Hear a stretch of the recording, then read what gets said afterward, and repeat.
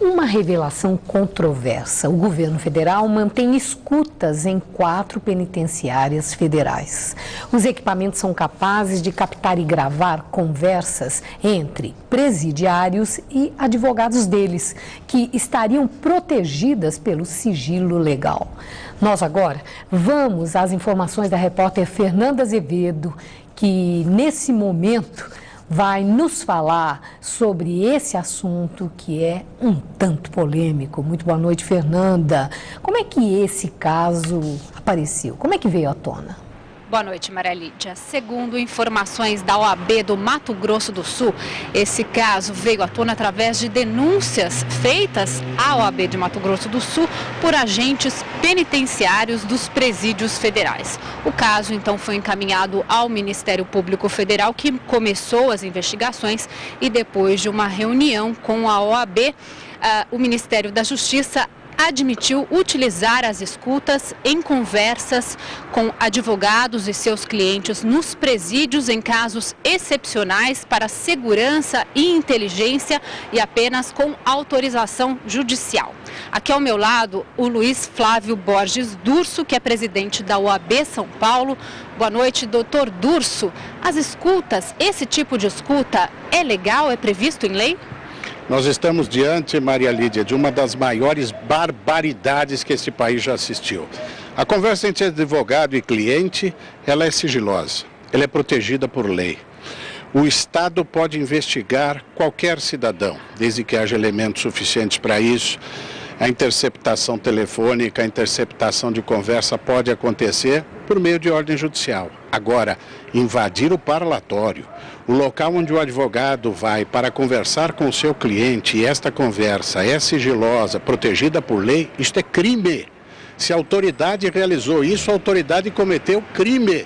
Precisamos apurar e precisamos coibir este tipo de coisa, somente visto em países totalitários, em ditaduras, onde o direito de defesa é pisoteado, a Constituição é rasgada. No Brasil, diante do Estado democrático de direito, não se admite, em hipótese alguma, violar a conversa entre advogado e seu cliente. Agora, de acordo com informações publicadas hoje, essas escutas teriam evitado sequestros de autoridades e seus familiares.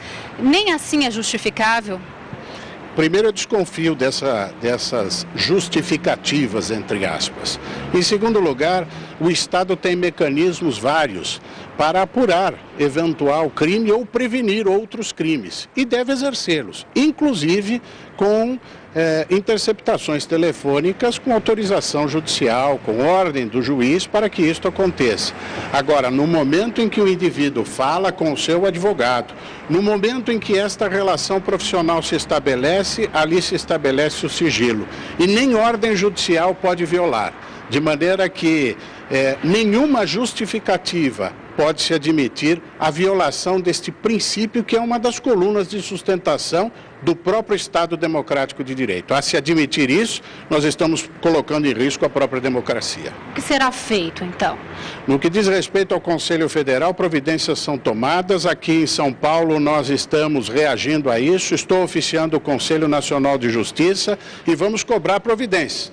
Tem que se apurar, isso é crime. E se alguma autoridade admitiu que assim procedeu, em primeiro lugar tem que tirar esses aparelhos do parlatório.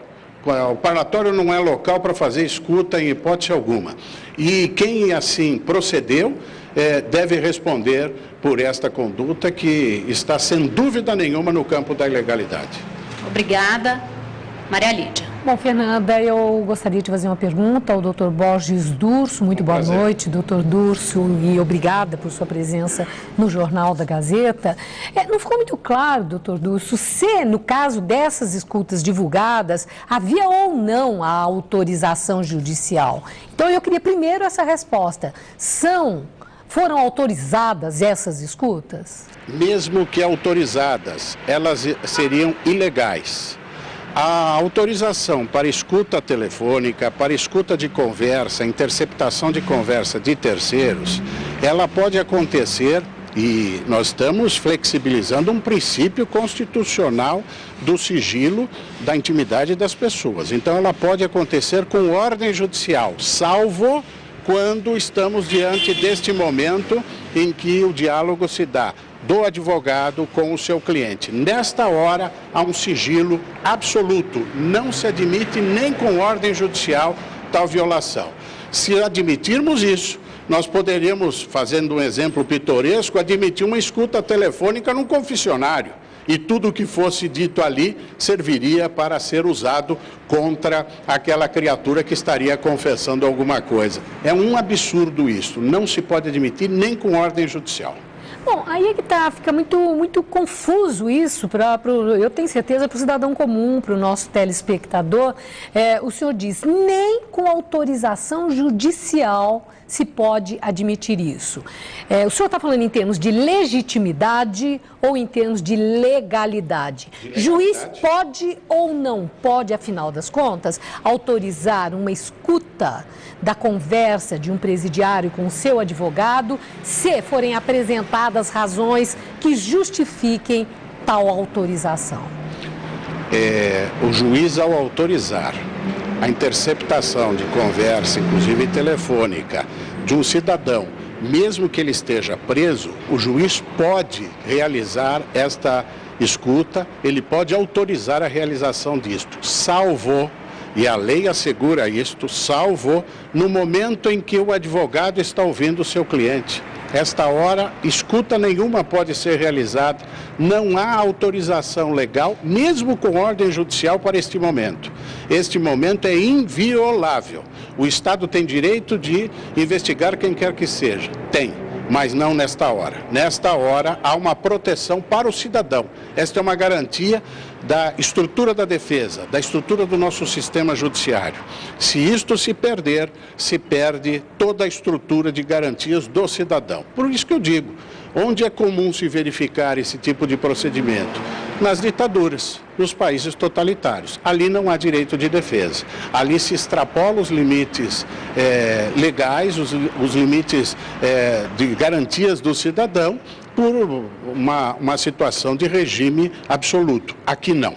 Aqui há um Estado democrático de direito. Nós temos que respeitar a lei, os primados constitucionais e garantia do cidadão. E nestes está esculpido o direito à defesa. E dentre esses direitos à defesa, nós encontramos o direito do indivíduo falar ao seu advogado, do advogado ouvir o seu cliente de maneira inviolável, a ponto de o legislador estabelecer que se o advogado revelar o que ouviu do seu cliente, é o advogado que comete crime. Tal o grau da proteção que a lei dá a este momento de absoluta confiança e sigilo.